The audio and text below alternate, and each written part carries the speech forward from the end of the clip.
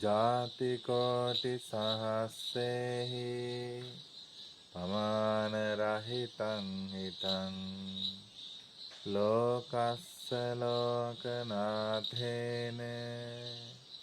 කතං යේන මහේසිනා තස්ස පාදේ නමස්සිතා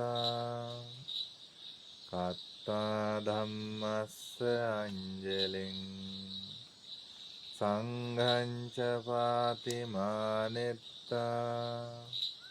සම්බ සම්මාන භාජනං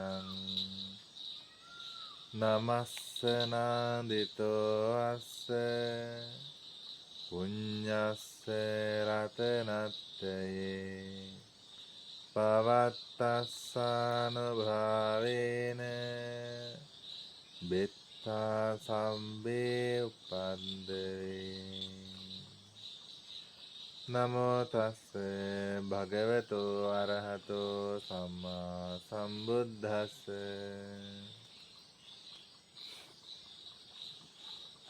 සද්ධාවන්ත කාරුණික පින්වත්නි, අද මම මේ පින්වතුන්ලාට දේශනා කරන්නට සූදානම් වෙන්නේ සම්මා සම්බුදු පියාණන් වහන්සේ ජේතවන මහා විහාරයේ වැඩ වාසය කරන කාලෙදී කෝකාලික කියන භික්ෂූන් වහන්සේ මුල් කරගෙන දේශනා කරන්නට යෙදුන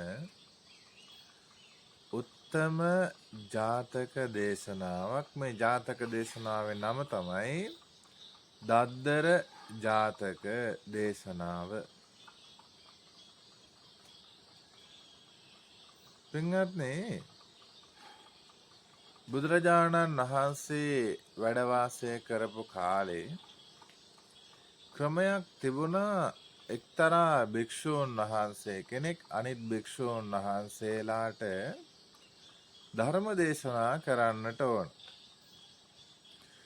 ධර්මයේ යම් යම් කොටස් සජ්ජායනා කිරීම, දේශනා කිරීම සිද්ධ කරන යම් බොහොම අපූර්ව වැඩපිළිවෙලක් තිබුණා. ඉතින් ඒ කාලේ බොහෝ ධර්මය දන්න, ධර්මය ඉගෙනගත්ත, ඇසූ පිරූ තැන් තියෙන භික්ෂූන් වහන්සේලා රත්සිරියල් ගල් තරාවක ඉඳලා නාද කරන තරුණ සිංහයන් වගේ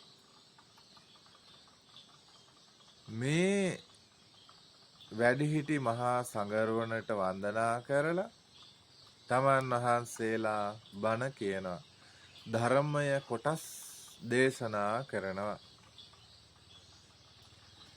ඉතින් මේ භික්ෂූන් වහන්සේලා ධර්ම දේශනා කරනකොට ඒ කාලෙත් සමහර භික්ෂූන් වහන්සේලාට ඉතින් ඒක ඉවසා දරා ගන්න බෑ. තමන්ට වැඩිය හොඳට යම් කෙනෙක් ඉස්සරහට යනවනම්, තමන්ට වඩා හොඳට යම් කෙනෙක් මොනව හරි දෙයක් කරනවා නම් අර බැරි කෙනාට පොඩි ඉරිසියාවක් ඇති වෙනවා. ඉතින් මේ කෝකාලික භික්ෂූන් වහන්සේ මෙන්න මේ කතාවේදී තමන්ගේ නුවණ අඩු බව, නුවණ මද බව දන්නේ නැතුව තැන් තැන්වල ගිහිල්ලා කියන්න පටන් ගත්තා, මටත් පුළුවන් ධර්ම දේශනා කරන්න. මටත් ධර්ම දේශනා කරන්න පුළුවන් ඕන හැටි. මට ඒ වුණාට අවස්ථාවක් දෙන්නේ. අවස්ථාවක් දුන්නොත් අපිටත් පුළුවන් භික්ෂූන් වහන්සේලාට බණ කියන්න. භික්ෂූන් වහන්සේලා ඉදිරියේ බණ කියන්න අපිටත් පුළුවන්. අයියෝ ඕකනම් මොකද්ද, මටත් පුළුවන්, මට ඊට වඩා හොඳට බණ පුළුවන් කියලා මේ කෝකාලික භික්ෂූන් වහන්සේ තනින් තන ගිහිල්ලා ඉදිරිපත් කරන්න මේ කතාව ඉදිරිපත් කිරීම කරා.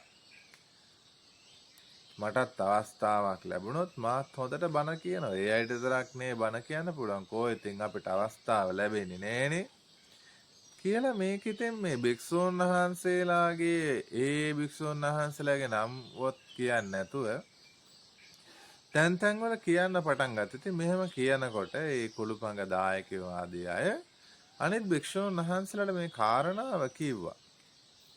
ස්වාමීනි මේ කෝ කාලයක භික්ෂූන් වහන්සේ මෙන්න මෙහෙම කිය ඇවිදිනවා. ඒ භික්ෂූන් වහන්සේට බණ කියන්න දෙන්නේ නැත. ඒ භික්ෂූන් වහන්සේට අවස්ථාවක් ලැබුණොත් හොඳට බණ කියනවාය මේ විදිහට කියා යනවා කියලා කිව්වා. ඉතින් මේ කතාව භික්ෂූන් වහන්සේලා අතර ප්‍රසිද්ධ වුණා. මේ කතාව භික්ෂූන් වහන්සේලා අතර ප්‍රසිද්ධ වුණාට පස්සේ මේ කතාවේ ඇත්ත නැත්ත බලන්න එපායි. දැන් මොනවා හරි කතාවක් ඇති වෙනවා නම් මේ කතාවේ ඇත්තද නැත්තද ඇත්තට මේ කතාව මොකද්ද කියලා හොයලා බලන්න ඕනේ. ඉතින් අර භික්ෂූන් වහන්සේලා එහෙනම් ඉතින් මේ කාරණාව තම මිනිස්සුන්ගෙන් නෙවෙයි අහන්න ඕන. කාගෙන්ද අහන්න ඕන? අක්කෝ කාලික භික්ෂුවගෙන්ම අහන්න ඕන. ඉතින් මේ කෝකාලික භික්ෂුවකින් අපි මේකේ ඇත්ත නැත්ත අහමු. ඊට පස්සේ දැන් මේ කෝකාලික භික්ෂුන් වහන්සේට අපි අවස්ථාවක් ලැබලා දෙමු. කියලා ඔන්න මොකද කරන්නේ? මේ භික්ෂුන් වහන්සේලා ගිහිල්ලා මේ කෝකාලික භික්ෂුන් වහන්සේගෙන් කාරණා දැනගන්න. කාරණා දැනගෙන කියනවා "ඇවැත්නි කෝකාලික අද එහෙනම් සංඝයාට ධම්මපද දේශනාව සිද්ධ කරන්න." ධම්මපද ගාථා දේශනා තියෙනවා. බුදුරජාණන් වහන්සේ දේශනා කරපු ගාථා 423ක් විතර. ඉතින් ඒ ධම්මපද දේශනාව අද ඔබ වහන්සේ නම් කරන්න කියලා ආරාධනා කරා. දැන් කෝකාලික භික්ෂුව බොහොම සතුටුයි. අද මම බණ කියන. දැන් Taman දන්නේ Taman නුවණක් නැහැ කියලා. නුවණ අඩුයි කියලා Taman දන්නේ. මටත් කරන්න පුළුවන් කියලා හිතාගෙන ඉන්න. හිතේ තියාගෙන ඉන්න. සමහර අය එහෙම ඉන්නේ. ඕන තරම් ඉන්න. සමහර අය නෙවෙයි ඕන තරම් ඉන්න. මට පුළුවන් කියලා බාර ගන්නවා නානවා ඊට පස්සේ. ආන්නේ වගේ. ඉතින් මේ භික්ෂුව දැන් මොකද කරේ? ඔන්න එහෙනම් පිණ්ඩපාතේ ගියා. පිණ්ඩපාතේ ගිහිල්ලා තමන්ට සුදුසු කැඳක් වැළඳුවා. සුදුසු එළවලු දානේ එයා වැළඳුවා. දැන් ඔන්න කැවිලිහෙන් වළඳලා දැන් හොදට කුස පූරණය කරගත්ත. දැන් අද සංඝයාට බණ කියන්න යන්න කියලා. හිරු බැස යන වෙලාවේ සඳ නැග එන වෙලාවේ ධම්සභා මණ්ඩපයේ කිට්ටුවට බණ අසන්නට ගිහිල්ලා කාලഘോഷාවන් පැවැත්තුවා. ධම්මස්සවන කාලෝ අයම් බදන්තා කාලഘോഷාව පැවැත්තුවා. දැන් භික්ෂූන් වහන්සේලා රැස් වුණා. දැන් කෝකාලික භික්ෂූන් වහන්සේ කටු කරඩු මල් පැහැයෙන් යුත් කාට වස්ත්‍රයක් සිවුරක් හැඳ පොරවාගෙන මේ සංඝයා මැදට පිවිසිලා වැඩිහිටි තරුණ වහන්සේලාට වන්දනා කරා චාරිත්‍ර පරිදි. ඊටාම අලංකාර ලෙස ධර්මාසනයක් ධර්ම මණ්ඩපයක් පනවලා තිබුණේ. ඒ පනවපු උත්තම ධර්මාසනයට නැගිලා ඊටා මැනවින් සරසපු විජිනිපත අතට අරගෙන පවන් සලසලා දහම් ഘോഷා කරා. දහම් ഘോഷා කරලා নমස්කාරය ප්‍රකාශ කරලා දැන් ඔන්න ධම්මපද දේශනාවේ පළමුවෙනි ගාථාව කියන්න පටන් ගත්තා. මනෝ පුබ්බංගමා ධම්මා කියලා. ඒකනේ පළවෙනි ගාථාව. දැන් එතනට විතරයි මතක් වුනේ. පළවෙනි පේලිය විතරයි මතක් වුනේ. දැන් දෙවෙනි පේලිය සිහි වෙන්නේ නැහැ. දැන් භික්ෂූන් වහන්සේලා ඇස්වමාගෙන ඉන්නවා. දැන් බය හිතුණා. ශරීරයෙන් දාඩිය ගලන්න පටන් ගත්තා. ලැජ්ජාවටපත් වුණා. මතක් කරනවා එන්නේ නෑ ඔළුවට. මනෝ පුබ්බංගමා ධම්ම මනෝ සෙට්ටා මනෝමය මනසාචේ පසන්නේන මනසාචේ පදුට්ටේන බාසතිවා කලොත් වගේ ලෝකෙ දෙකක් තියෙනවනේ.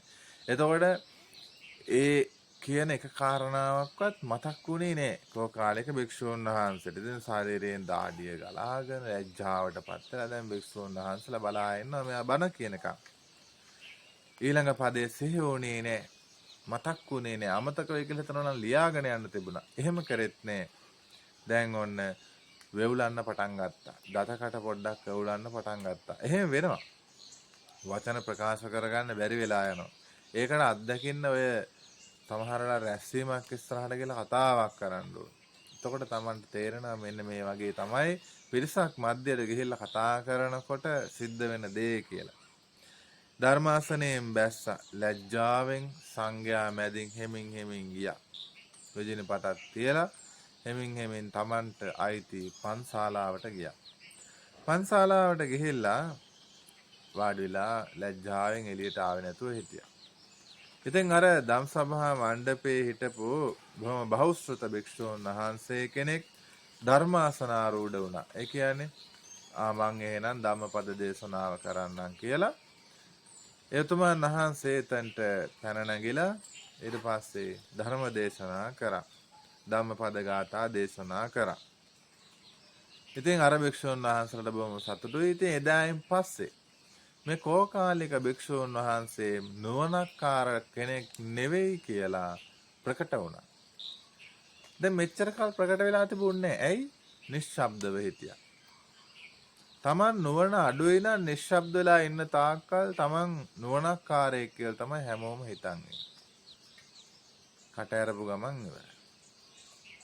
Tamanගේ තියෙන නුවණ ප්‍රකට වෙනවා එතකොට. Taman නිශ්ශබ්දලා ඉන්න තාක්කල් Tamanගේ ගෞරවය රැකිලා තියෙනවා. Taman කට ඇරපු ගමන් නොදන්න දේවල් කියන්න ගිහිල්ලා අනිය ඔක්කොම තිබ්බ ගෞරවයත් එක්ක නැති වෙලා යනවා. Tamanට ධර්මය කියන්න බැයි නම් එක්ක නිශ්ශබ්දලා පැත්තකටලා ඉන්නට ඕන.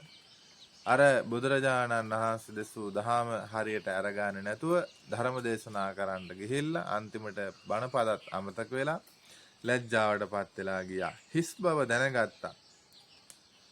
දවසක් ඉස්සරහා දවසකදී මේ භික්ෂූන් වහන්සේලා ධම්සභා මණ්ඩපයට රැස්ලා කතා කර හිටියා. ඇවැත්නි බලන්නකෝ මේ කෝකාලික භික්ෂුවගේ හිස් බව, මේ කෝකාලික භික්ෂුව අනුවන බව අපිට මුලින් දැනගන්න බැරි වුණානේ. හැබැයි මේ කෝකාලික භික්ෂුවගේ පඬිතකම කියන්නේ මොකද්ද? වහසි බස් දෙඩුවා. තැන් වල ගිහලා මටත් බණ කියන්න පුළුවන්. මටත් බණ මේ කියන අවස්ථාවක් දෙන්නේ. නැත්තම් මං හොඳට බණ කියනවා කියලා පුරසාරන් දෙඩෙව්වනේ. වහසි බස් දෙඩෙව්වා. වහසි බස් දෙඩවලා දැන් මොකද වුනේ? තමන්ගේ අනුවන බව ප්‍රකට වුණා. නුවණක්කාරකම නෙමේ අනුවන භාවය ප්‍රකට වුණා. ඉතින් සම්බුදු පියාණන් වහන්සේ ධම්සභා මණ්ඩපයට වැඩම කරා. වැඩම කරලා අහනවා මහණෙනි මා එන්නට පෙර ආතුව නුඹලා මොකක්ද මේ කතා කරමින් සිටියේ? එලාවේ මේ භික්ෂූන් වහන්සේලා සම්බුදු පියාණන් වහන්සේට කියනවා ස්වාමීනි අපි මේ කෝකාලික භික්ෂුවගේ මේ අනුවණකම ප්‍රකට වුණා. ඒ පිළිබඳව කතා කරමින් හිටියේ. ස්වාමීනි මේ කෝකාලික භික්ෂුව සිංහනාදයක් වගේ නාදයක් තැන් වල ගිහිල්ලා කියලා තියෙනවා. මටත් බණ කියන්න අවස්ථාවක් දෙන්නේ නැහැ. අවස්ථාවක් ලැබුණොත් මන් දන්නවා බණ කියන හැටි. ඉතින් අද එදා ඒ කෝකාලික භික්ෂුවට අවස්ථාව ලැබුණා. ධම්මපදයේ සිහි වුණේ නැහැ. දහම් පද සිහි වුණේ නැහැ. බය වුණා. ඇඟෙන් දාඩිය ගැලුවා. ධර්මාසනයෙන් එමින්ට බැහැලා ගියා.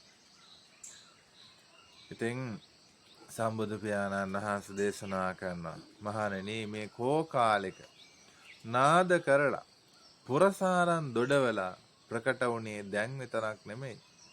කලිනුත් එහෙම ප්‍රකට භාවයටපත් වුණා. ඉතින් මේ භික්ෂූන් වහන්සේලා බුදුරජාණන් වහන්සේගෙන් ඒ අතීතයට වැහිලා තිබුණ කතාව ඇහැව්වා.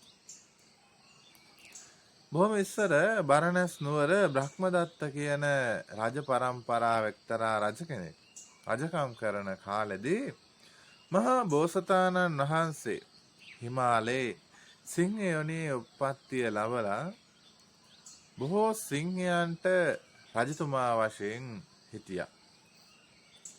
නොයෙක් සිංහයන් පිරිවරාගෙන රිදී ගුහාවක වාසය කරන්නට යෙදුණා. ඉතින් මේ රිදී ගුහාව ආසන්නේ තවත් සාමාන්‍ය ගුහාවක් තිබුණා. මේ ගුහාවේ හිටිය නරියෙක්, හිවලෙක් හිටියා. දවසක් ඉතින් මේ හිමාලයට වැස්ස වහින්න පටන් ගත්තා. වැහල ඉවරුණාට පස්සේ සතුටට මේ සිංහයෝ ක්‍රීඩා කරමින් සිංහනාද පැවැත්තුවා. මේ සිංහ රජතුමාගේ ගුහාව ඉස්සරහට ඇවිල්ලා සිංහනාද කරමින් ක්‍රීඩා පැවැත්තුවා.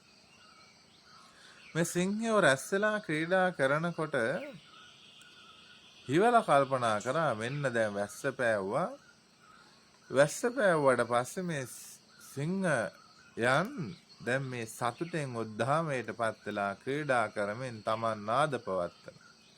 දැන් වැස්ස පෑවුවා මමත් දැන් නාද කරන්න කාලේ හරි කියලා හිවල කෑ ගැහුවා. හිවල් නාදය දුන්නා.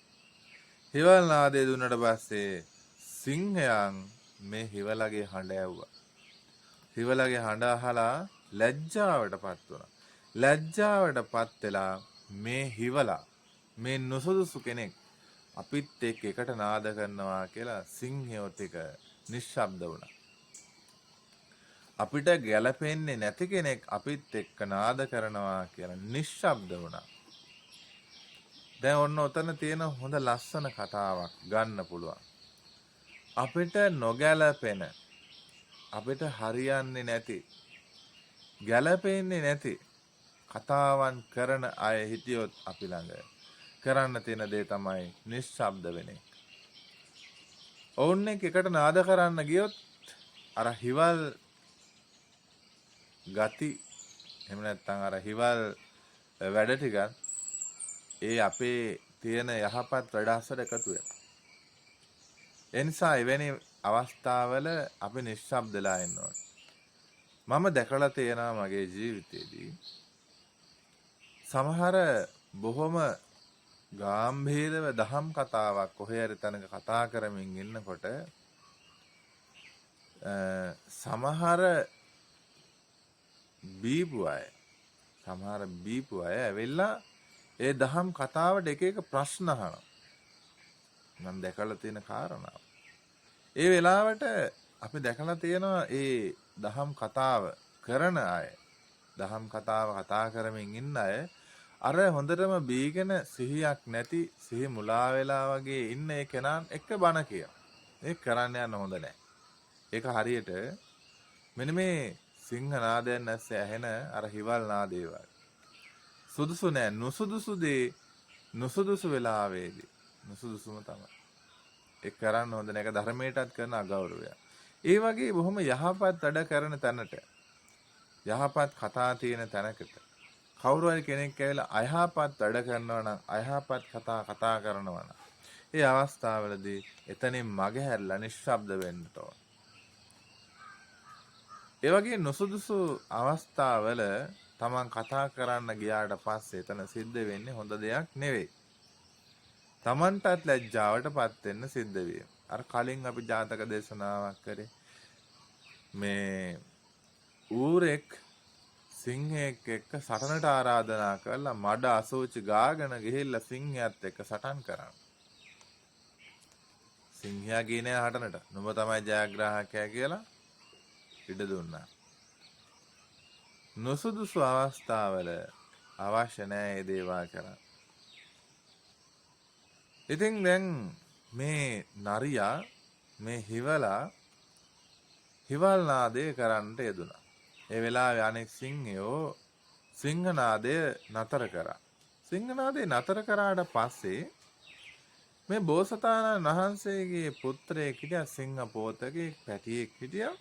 ඇහුවා තාත්තේ මේ සිංහයෝ නාද පවත්වමින් ක්‍රීඩා කරමින් සිටියදී එක්තරා කෙනෙකුගේ ශබ්දයක් අහලා එකපාරට මේ සිංහ නාද කිරීම නැවැත්තුවා. හරියට ලැජ්ජාවට පත් වුණා වගේ.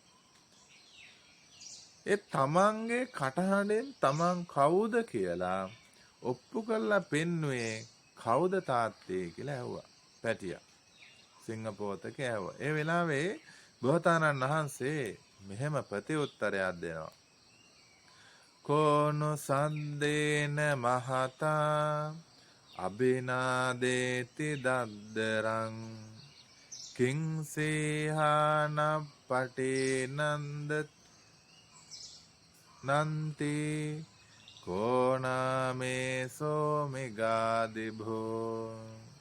මේ විදිහට ප්‍රශ්නයක් ඇහුවට පස්සේ මේ සිංහ රජතුමා උත්තරයක් ලබා දෙනවා.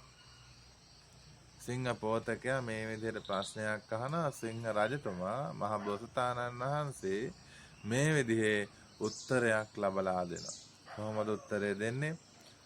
අදමෝ මිග ජාතානං සිංහලෝත්තාත වස්සති ජාතිමස්ස ජිගුච්ඡන්තා තුන්හි සීහා සමච්චරේ. දැන් මොකද්ද මේ කියන්නට යෙදුනේ? අබිනාදීති දද්දරං. දද්දර කියලා කියන්නේ මේ පර්වතය එකම නින්නාදයක් කරනවා මේ සිංහ රැළ එකතු වෙලා. ඊට පස්සේ ඒ සිංහ නාදයෙන් පස්සේ කවුද මේ ඒ සිංහ නාදය අස්සේ නාද කරන කෙනා මේ ගල් ගුහාවට ඇහෙන්නේ? ඉතින් ඒ සිංහ පෝතකයා දන්නේ නැති නිසා එහෙම අහන්නේ. තාත්තා උත්තරයක් දෙනවනේ. සමච්චරේ. සං කියලා කියන්නේ උපසර්ගයක්. ඉතින් මේ නැවතී සිටිනවා. දැන් නිහඬව ඉන්නවා. තුන්හි අච්ඡන්ති. නිහඬව ඉන්නවා. ඇයි මේ නිහඬව ඉන්න හේතුව? ඉතින් නිහඬ වෙන්න හේතුව තමයි මෙන්න මේ සිවලා නුසුදුසු කෙනෙක්. තමන්ට වැදගත් නැති කෙනෙක්. තමන් එක්ක කෑ ගහනවා මේ වෙලාවේ. නාද කරනවා. ඉතින් ඒ සිංහ නාදයේ ඇස්සේ සිංහයොත් එක්කම සිවලත් නාද කරාට පස්සේ ඉතින් මෙන්න මේ ඇතිවෙච්ච ලැජ්ජාව නිසා තමයි පුතේ ඒ නිහඬභාවයට පත් උනේ අර වැදගත් පිරිස කියලා. ඕකමය කොසල් රජුරුවන්ගේ හීන 16 යම් ආකාරයකට පෙන්වුම් කරනවා. මොකද්ද? අනාගතයේදී ඔය මිනිමරු සොරකම් කරන අය, වැරදි කරන අය, නොයෙක් බොරු බේගල් කියන අය ලෝකයට අවවාද අනුශාසනා දෙනවා. අපි ඒක වර්තමානයේ දකිනවා.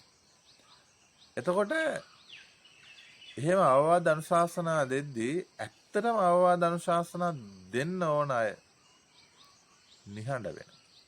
තේරුමක් නැහැ මේගොල්ලන්ට අවවාද දීලා කියලා. අවවාද දීමට නුසුදුසු අය අවවාද දෙනවා. අවවාද දෙන්න සුදුසු අය මෙයට අවවාද දෙලා තේරුමක් නැහැ. පිළිගන්නේ නැහැ, අහන්නේ නැහැ කියලා අවවාද නොදෙන්නේ.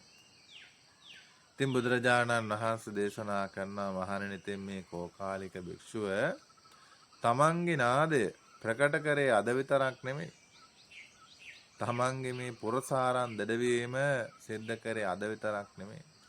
පෙරත් ඒ විදිහට තමන්ගේ නාදය ප්‍රකට කරන්න උත්සාහවන්ත වුණා කියලා ඉතින් බුදුරජාණන් වහන්සේ මේ ජාතක දේශනාව නිමා කරන්නට යෙදුණා. එදත් මේ සිවලා වශයෙන් හිටිය අද කෝකාලික භික්ෂුව. එදා සිංහ පෝතකයා වශයෙන් හිටියේ අද රාහුල මහා රහතන් වහන්සේ.